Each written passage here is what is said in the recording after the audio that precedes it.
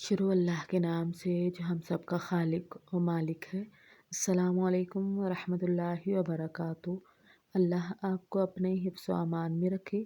آج ہم نے قرآن پاک کی سورۃ النبأ کی آیات 30 to 35 پڑھنی ہے۔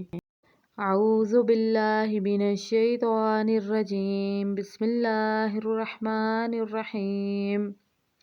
فذوقوا فلن نزیدکم الا عذابا ان للمتقین مفازا حدائق وعنابا وکواعب اترابا وکأسا دہاقا لا یسمعون فیہا لغوا ولا کذابا۔ ان آیات میں یہ بتایا جا رہا ہے کہ پرہیزگاروں کے لیے کیا انعام ہے۔